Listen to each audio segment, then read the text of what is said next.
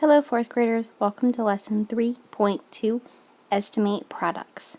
Please pause to write the lesson number and title in your notebook.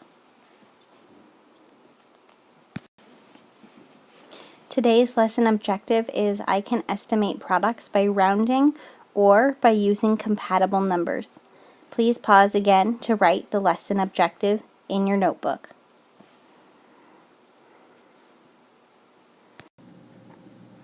This lesson has a new vocabulary word. Our vocabulary word is compatible number. A compatible number is a nearby number that is easy to compute mentally. For example, 528 divided by 7.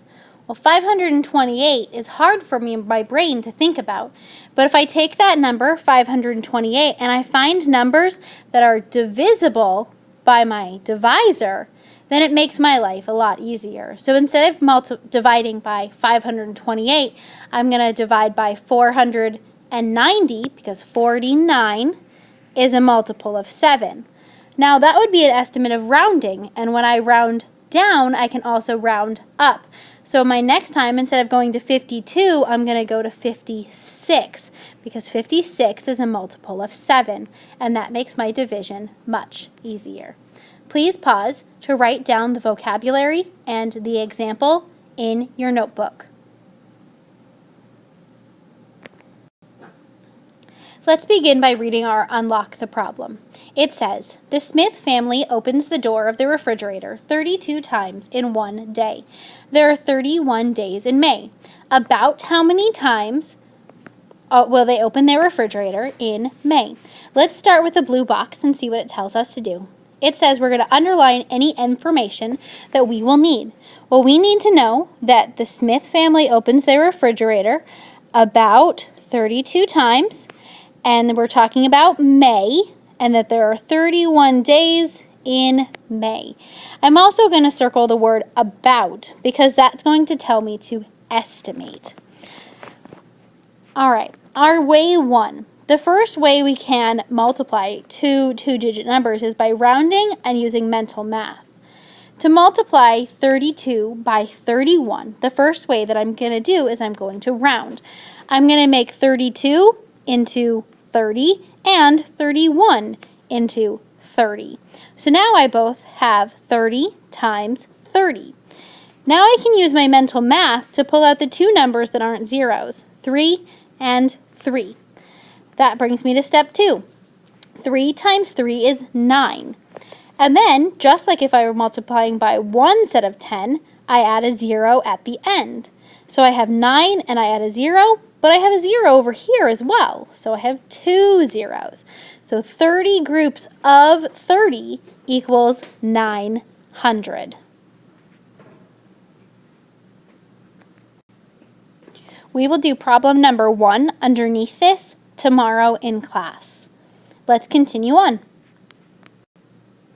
In our another way, we have a new problem. It says 24 light bulbs in the Park family homes are C-Flight light bulbs. Each of the C-Flight bulbs uses 28 watts to produce light. About how many watts will the light bulbs use when they are turned on all at the same time? Well, we know that we have 24 light bulbs, and they each use 28 watts. And again, I'm going to circle this word about because that tells me that I'm going to estimate again. All right, so we're going to find some compatible numbers, some easy numbers to multiply by. So in my first example, I took them both to 30. This time I have 24 times 28, and instead of making them both 20s or making them both 30s, which would be reasonable, I'm going to round 24 to 25 because 25 is a nice easy number to use. And I'm going to round 28 to 30 because 30 is much easier than 28.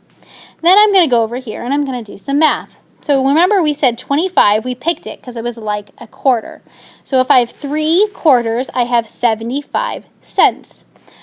Next we have 25 times 30. So instead of 3, now we have 30. And when we multiply by a set of 10, we take that 0 and we add it back on the end. So 25 times 3 was 75. And add your 0 on the end. 25 times 30 is 750. So about 750 watts are used if all of the lights are turned on all at once.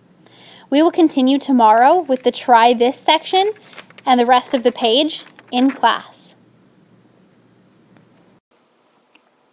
You're almost finished. When you're sure you understand this lesson, go back to your teacher's webpage and complete the exit slip. See you tomorrow.